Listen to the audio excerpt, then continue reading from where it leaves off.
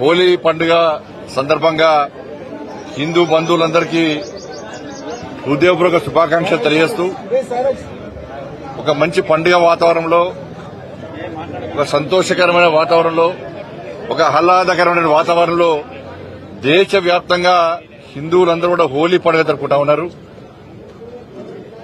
ఈ ఒక్కరోజే కాకుండా అన్ని రంగులు కలిసి అన్ని రంగులను జలుకుంటామో, రకరకాల రంగులను జలుకుంటామో, అదే రీతిగా హిందూ సమాజం అంతా కలిసి ఉండాలని చెప్పి, హిందూ సమాజానికి ఎక్కడ ఇబ్బంది వచ్చినా, ఎక్కడ ఆపద వచ్చినా, హిందూ ధర్మానికి అవమానం జరిగినా హిందూ సమాజం అంతా సంఘటితం కావాలని చెప్పి ఈరోజు అన్ని రంగులు జలుకుంటున్నామో అన్ని కులాల ప్రజలు కూడా ఇవాళ ఏకతాటిపైకి వచ్చి తమ ఐక్యతను ప్రతిసారి ప్రదర్శించాలని చెప్పి ఈ సందర్భంగా విజ్ఞప్తి చేస్తూ, ఏ కష్టాలు లేకుండా, ఏ ఇబ్బందులు లేకుండా ఒక ప్రశాంతమైన వాతావరణంలో ఈ హోలీ పండుగ నిర్వహించుకోవాలని చెప్పి, హోలీ పండుగ తర్వాత ప్రతిసారి చూస్తున్నాం స్నానాల కోసం చెరువులకు గాని ఇతర నదులలో చేసేటప్పుడు దయచేసి యువత అంతా కూడా చాలా జాగ్రత్తగా వ్యవహరించాలని చెప్పి ఈ సందర్భంగా విజ్ఞప్తి చేస్తున్నాను. గాలి, నీరు, నిప్పుతోని మజాక్ చేయొద్దు మనం, అవి పవిత్రమైనవి. కాబట్టి ప్రతిసారి హోలీ పండుగ తర్వాత ప్రమాదాలు జరుగుతూ ఉన్నాయి.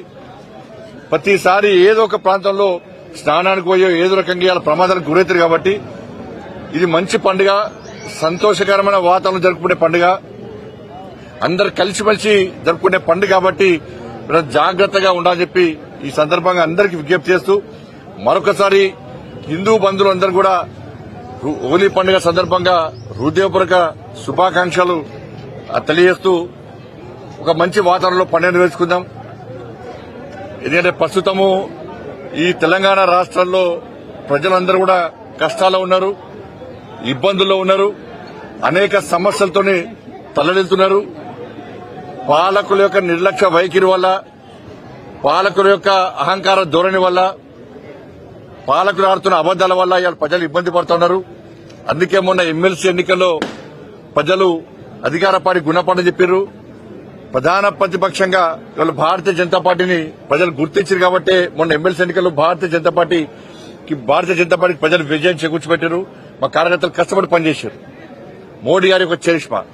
కాబట్టి రాబోయే రోజుల్లో కూడా కార్యకర్తలందరూ కలిసిమెలిసి ఉండాలని చెప్పి, సమాజం అంతా కలిసిమెలిసి ఉండాలని చెప్పి ఈ సందర్భంగా అందరికీ విజ్ఞప్తి చేస్తూ, తప్పకుండా ప్రజలందరూ కష్టాలు తొలగిపోవాలని చెప్పి, అందరూ కూడా సుఖ సంతోషాలతో ఉండాలని చెప్పి, ఒక ప్రశాంతమైన వాతావరణంలో నిత్య జీవితం గడవాలని చెప్పి అటువంటి ఆలోచనను, అటువంటి శక్తిని, సామర్థ్యాన్ని ఆ తల్లి అమ్మవారు అందరికీ కల్పించాలని చెప్పి ఆమె తల్లిని వేడుకుంటూ మరొకసారి అందరూ కూడా హిందూ బంధువులందరూ కూడా హోలీ పండుగ సందర్భంగా హృదయపూర్వక శుభాకాంక్షలు.